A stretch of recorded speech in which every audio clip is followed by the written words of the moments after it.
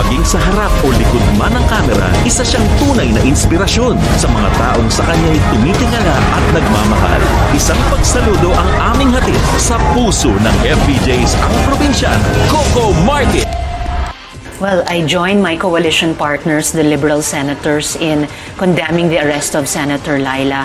I have said that there is no corroborating evidence for the evidence that is presented in the three cases, and they use as witnesses persons who are disqualified under the Witness Protection Program law to be state witnesses. One of the requirements there is that the person should not have been convicted for any crime involving moral turpitude, but all of these have in fact been convicted for drug-related crimes. And yet, despite the lack of evidence, the lack of credible witnesses, and acting the day before Senator Laila's lawyers were supposed to address these cases in court, the administration moved to serve her a warrant and place her under arrest. No, it's not discretionary to the Justice Department because the Witness Protection and Benefits Law is a law. So even the executive is bound to observe that statute. And so, as you said at the beginning, the burden of proof is on the Justice Department, on the administration, in the face of what I really see as an attack against the rule of law and due process. Also, Regina, the culmination of more than half a year's campaign of sexism and misogyny against Senator Laila. Not at all. I'm sorry that the Secretary thinks that all this environment of extrajudicial killings, the environment of undermining due process and the rule of law, the environment of sexism and misogyny is all simply drama. But okay, I shall let it pass for now. After all, Regina, even in dramas, there are kontrabida.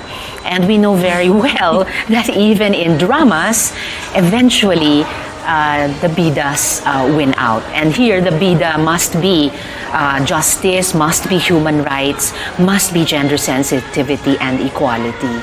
I, as an ally of Senator Laila and her fellow Liberal Party senators, and I believe others as well, and outside the Senate, Regina, citizens will continue to be in consultation with her lawyers as to what the proper next legal steps should be, and even beyond the legal struggle, we will continue in the Senate, in Congress. There is still, despite the super majority there is still in the House the so-called Magnificent Seven, a genuine minority, and other individual representatives there.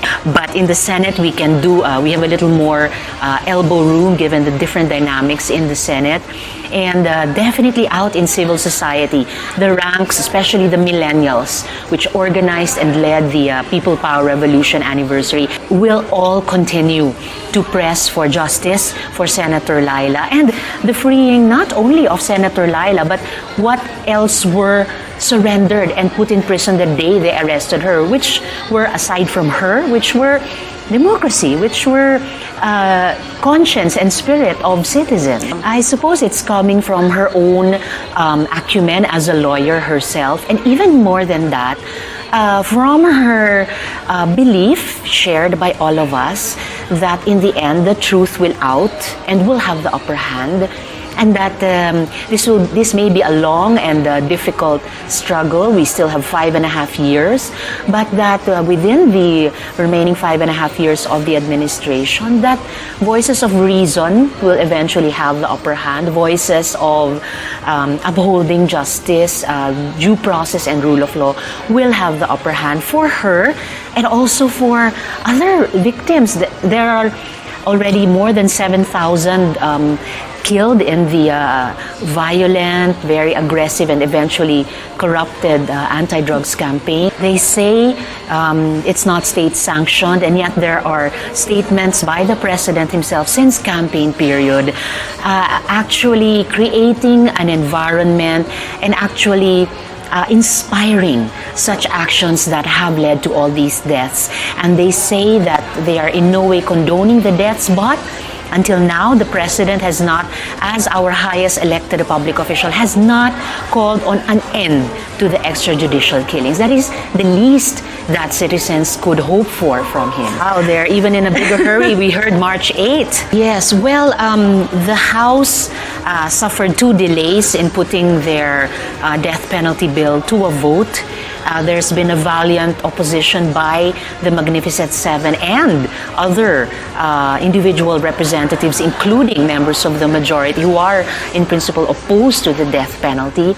And even if they finally succeed tomorrow or on some later day to pass it, we will put up an even stronger fight in the Senate. And while we remain a bicameral Congress, no bill, though it passes in one house, will flourish without. Yes, I think it will, and I'm glad that we've increased our numbers from the initial 7 at the start of the 17th Congress, 7 senators against the death penalty. Every month since then, we have added to our ranks. And if our count is right, Regina, and if no one changes his or her mind, we may have, as of this moment, already a simple majority to kill that bill. Well, that provision is just one of many provisions.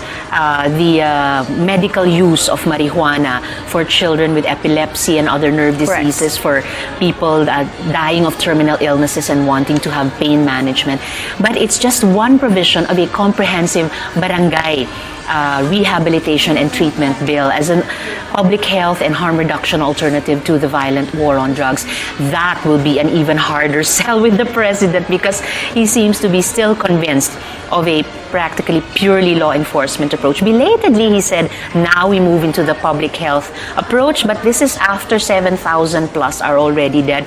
He should have considered this from the very beginning. Well, if the President does not sign this bill into law once we pass it, hopefully, in Congress, it may, after 30 days lapse into law, if he by chance vetoes that, we can still mount an override campaign in the Congress. So we'll take it step by step, and we will maximize every step to provide a more humane, a more effective, and a more proven, cost-effective approach. Pero sabi niyo nga rin po ay nakuha na Pagbibili ng gamot, dapat subukan.